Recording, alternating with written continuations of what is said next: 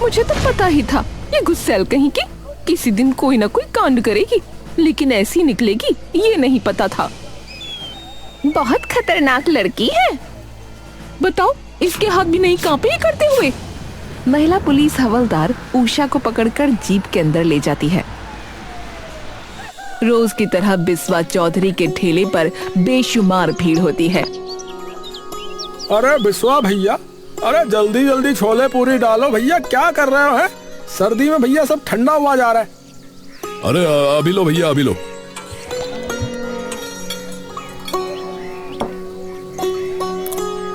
सभी लोग मजे से उस खाने के चटकारे लगा रहे होते हैं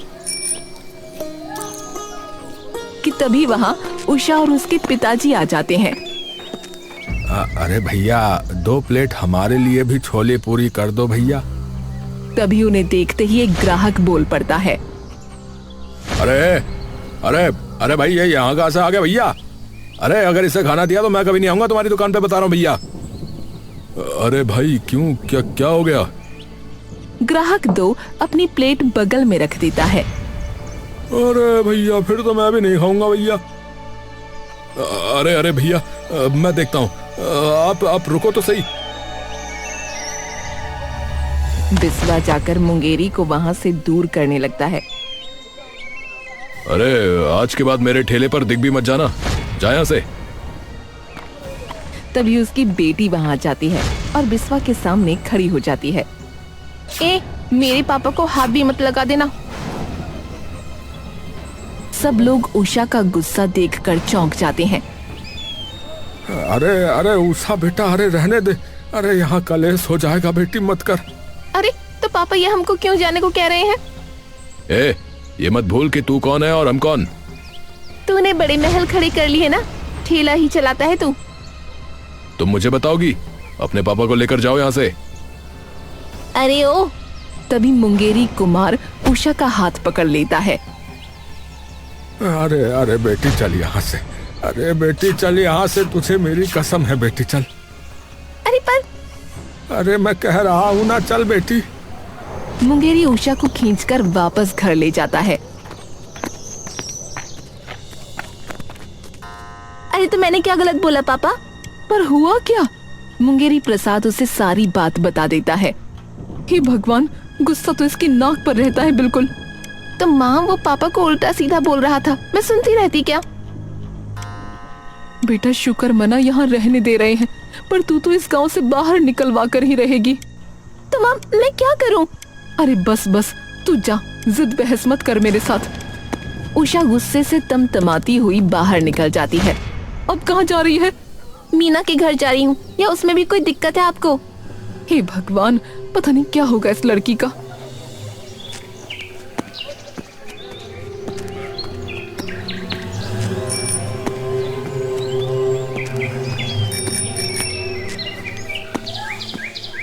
अरे क्या हो गया? इतने गुस्से में क्यों है? हाय, बड़ा ही बुरा आदमी है। मेरा तो दिमाग खराब हो रहा है उस ठेले वाले के बारे में सोच सोच के। मन तो कर रहा है कि उसे सबक सिखा दूं। छोटी मोटी बात नहीं है, उसने सबके सामने मेरे पापा की बेइज्जती की है। क्या खुद ही कुछ ऐसा खोल दे जिससे उसका धंधा ठप हो जाए? हाँ जरूर, कुछ लोग तो हमें अपनी दुकान पर खड़े भी नहीं होने देते, तो हमारे पास आकर क्या ही खाएंगे। अरे सभी लोग ऐसे थोड़े ही होते हैं। अच्छे लोगों को नहीं फर्क पड़ता कि इंसान कौन है, और एक बार स्वाद जुबान पर चढ़ने की देर है, फिर सब लोग दौड़े दौड़े वहां आएंगे। तो फिर क्या बनाऊं? कुछ ऐसा जो आजकल के जवान लड़के लड़कियां पसंद करते हैं। ये पूरी सब्जी तो बस वहाँ बड़े लोग खाने आते हैं। हमारे गांव के आधे से ज्यादा बच्चे और जवान शहर जाते हैं अपनी मनपसंद चीजें खाने। पर बनाऊं क्या? पिज्जा खाया ना तूने? हाँ, हम दोनों उस दिन शहर गए तो थे खाने। हाँ बस वही, लेकिन देसी स्टाइल में। मतलब कुल्हड़ में। अरे बहुत चलता है शहर में, मेरी कई सहेलियों को भी बहुत पसंद है। लोग कुल्हड़ चाय बेचते हैं तो कुल्हड़ पिज्जा बेच। पक्का चलेगा ना? अरे हाँ बाबा चलेगा। ठीक है, तो फिर जाते ही बात करती हूँ पापा से। शाम होते ही उषा अपने घर आ जाती है, जहाँ उसके पापा और मम्मी बैठे होते हैं। आ गई? अरे हो गया गुस्सा ठंडा, या अब भी कुछ बोलना है? उषा फटाफट एक कुर्सी निकालकर उनके सामने बैठ जाती है। आप लोग मेरी बात सुनो उससे पहले। हाँ हाँ, सुनाओ सुनाओ बेटी। क्यों ना हम भी एक खाने का ठेला खोल लें? किस चीज का? कुल्हड़ पिज्जा। क्या? अरे बहुत चलेगा, आजकल के बच्चों को पिज्जा बहुत पसंद है, मैंने भी खाया है, बहुत अच्छा होता है। तो देसी कुल्हड़ में शहरी पिज्जा। अरे बेटी, हम ठहरे गरीब मजदूर आदमी लोग हैं, इतनी दूर से यहाँ मजदूरी करने आए हैं, 4 पैसे जोड़ने। पर तू कहाँ उलझेगी ये सब चीजें करके, हैं? और बहुत सी चीजें भी खरीदनी पड़ेंगी फिर इसके लिए बेटी, हमारे पास कहाँ है वो सब। अरे पापा, बस थोड़ा सा ही खर्चा है शुरुआत का, और बिना तामझाम के भी बन सकता है, वो जुगाड़ है उसका मेरे पास। मुंगेरी शांति की तरफ देखता है।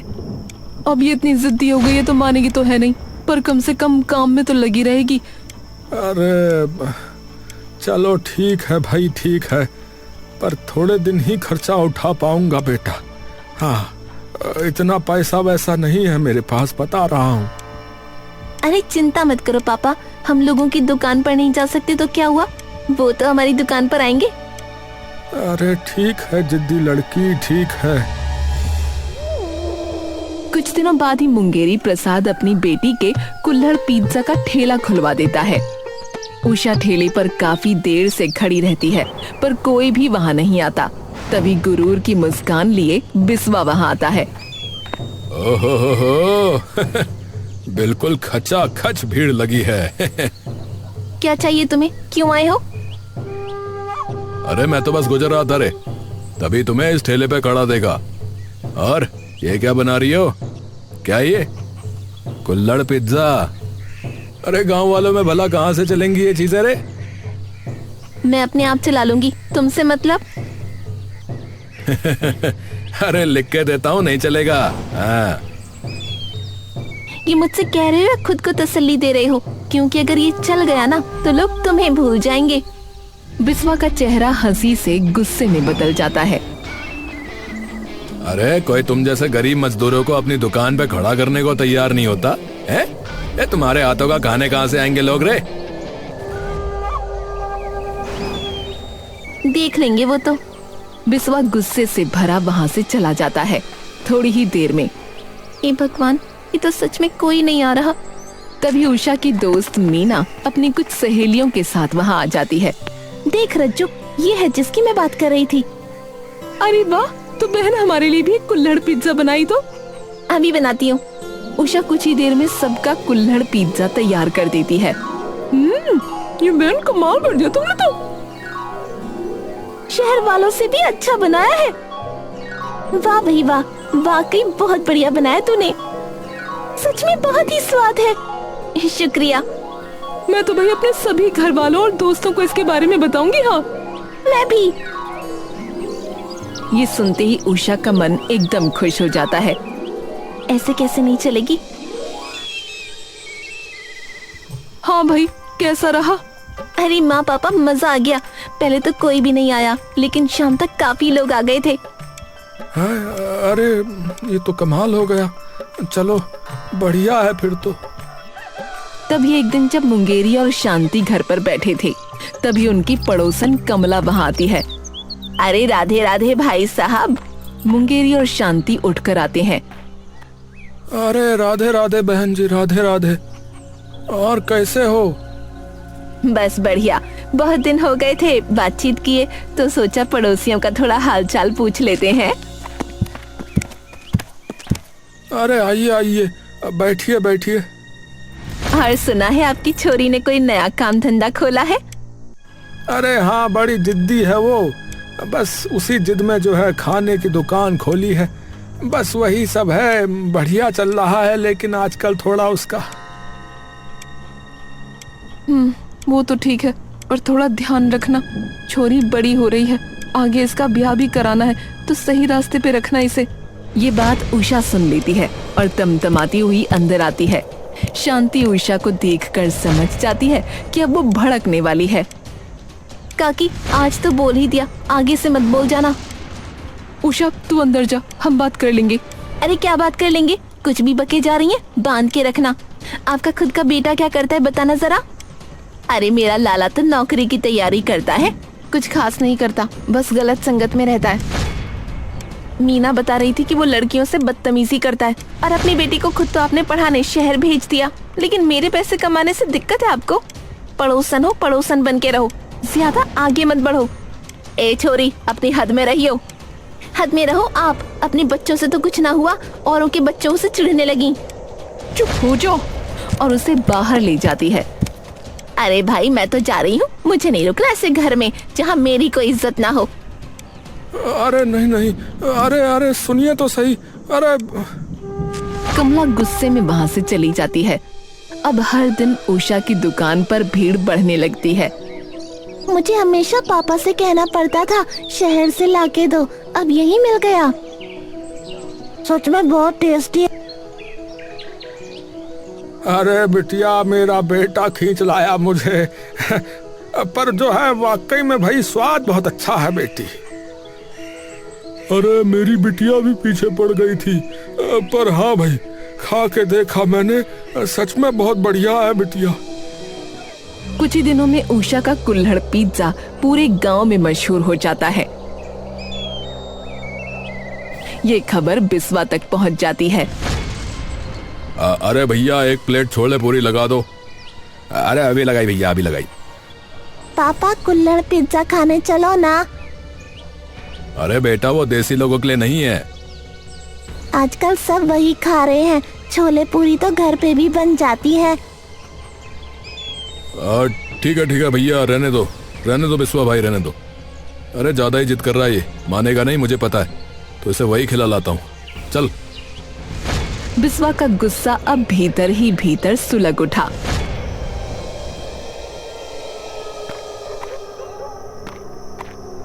अरे आधे पैसे अभी और आधे काम के बाद, समझ गए?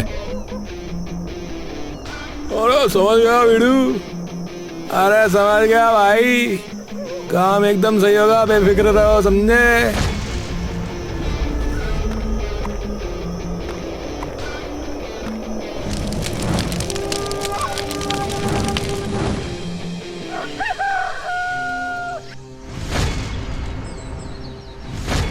हे भगवान, पापा! मुंगेरी और शांति दौड़ते हुए बाहर आते हैं। ये कैसे हुआ? उषा फूट फूट कर रोने लगती है।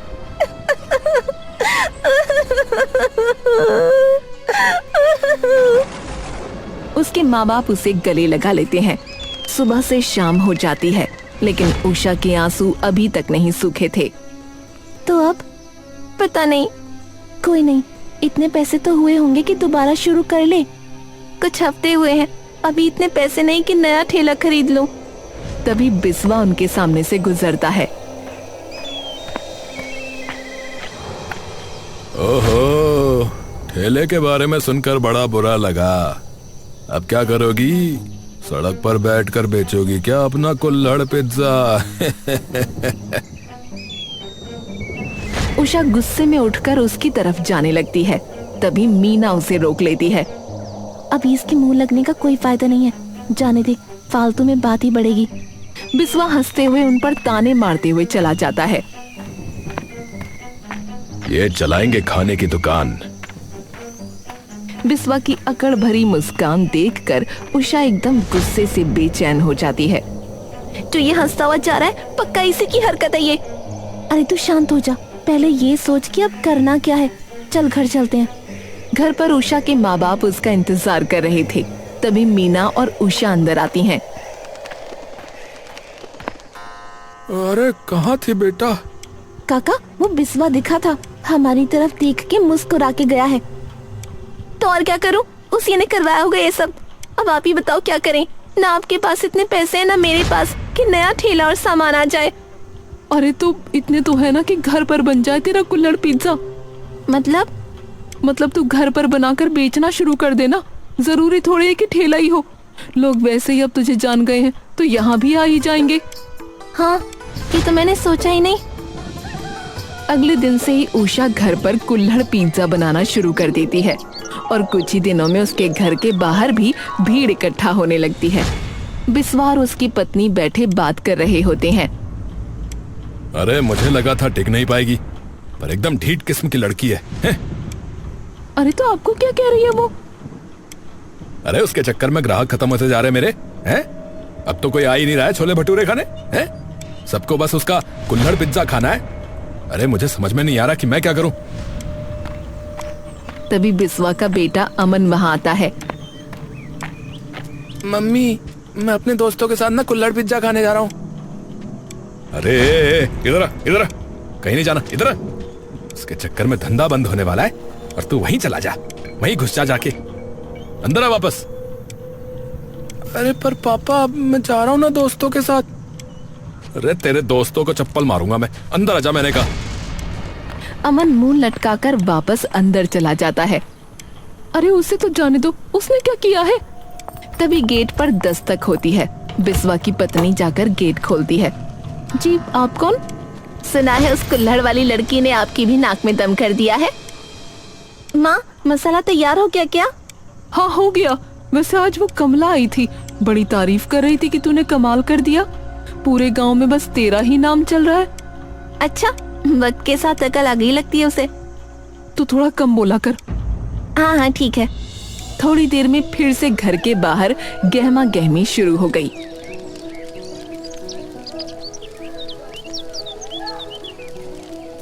थोड़ी देर में फिर से घर के बाहर गहमा गहमी शुरू हो जाती है और 3-4 लोग मजे से कुल्हड़ पिज्जा खाने लगते हैं।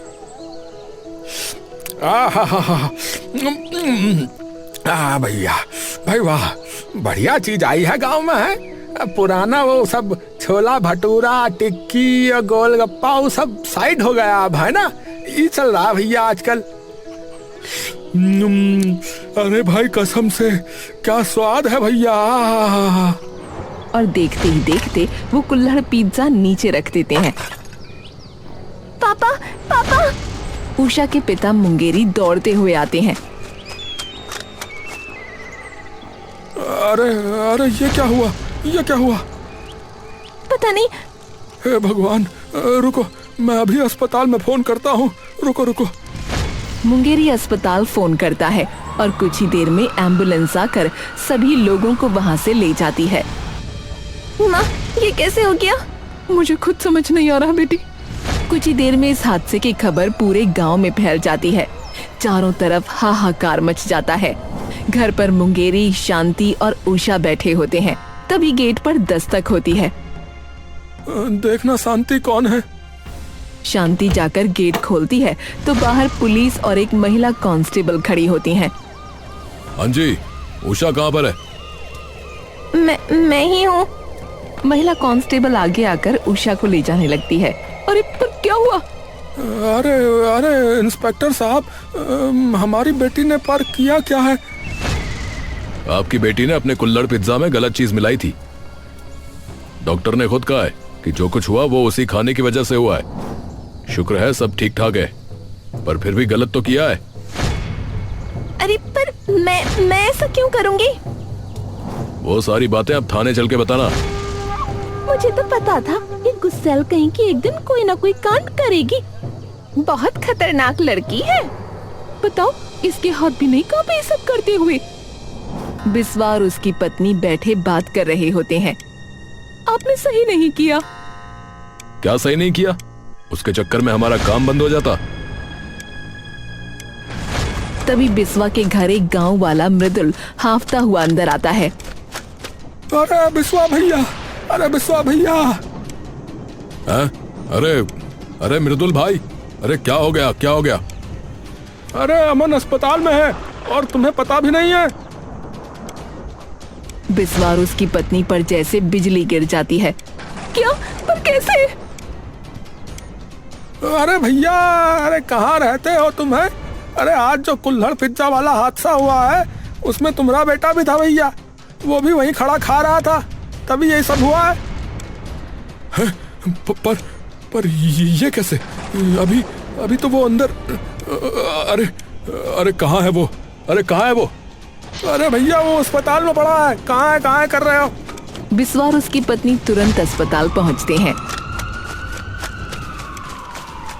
अरे बेटा, बेटा, बेटा क्या हो गया बेटा? पता नहीं पापा, मैं कुल्हड़ पिज्जा खा रहा था, तभी एकदम से पेट में कुछ अजीब अजीब लगने लगा।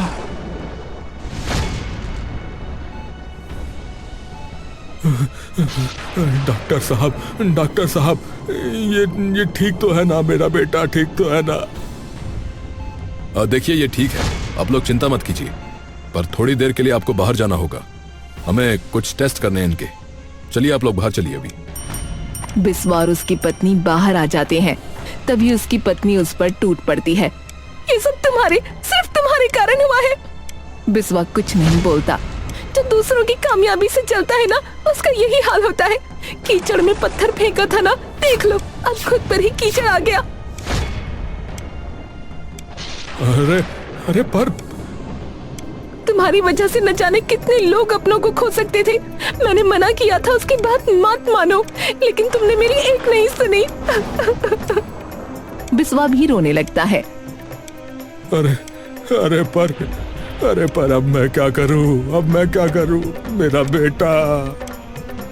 जो गलती की है उसे सुधारो। बिस्वा अपनी पत्नी की ओर देखता है। साहब, मेरी बेटी गुस्सैल जरूर है, पर वो ऐसा कभी नहीं कर सकती। देखिए जी, हमने कह दिया तो कह दिया, अब जो फैसला होगा ना वो कोर्ट में ही होगा। तभी बिस्वा अंदर आता है। सबकी नजरें एकदम उसकी ओर मुड़ जाती हैं।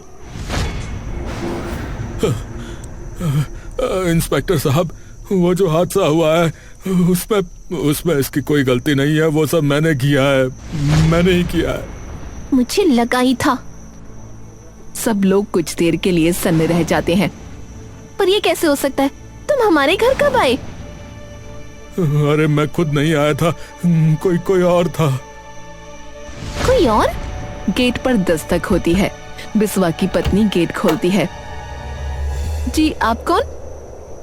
सुनो, उस कुल्हड़ वाली लड़की ने आपकी भी नाक में दम कर दिया है ना? अरे आप कौन है? मैं भी उन्हीं में से एक हूँ, जिसे उस अकड़ू जिद्दी घोड़ी से नफरत है। दुकान चलने के बाद तो सिर चढ़ गई है वो। कमला अंदर आ जाती है। तो कुछ ऐसा करना होगा कि उसका पूरा खेल एक ही बार में खत्म हो जाए। पर कैसे? किसी खाने वाले के साथ ऐसा क्या हो जाए कि उसकी दुकान फिर कभी ना चले।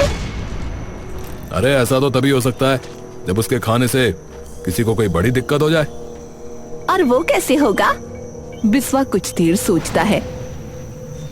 हाँ, अगर उसके खाने में कुछ ऐसा मिला दिया जाए कि पूरे गांव में उसका नाम बदनाम हो जाए, तो ऐसा हो सकता है।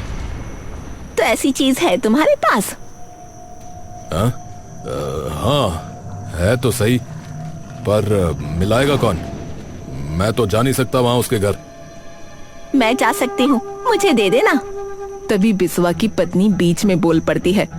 दिमाग खराब हो गया है क्या? लोगों की जान लोगे? अरे तुम चुप रहो ना, है? बीच में बोल पड़ती हो, जान नहीं जाएगी इससे किसी की। अरे कुछ नहीं होगा, बस इतना कि लोगों का पेट खराब होगा और उसकी दुकान का नाम खराब हो जाएगा।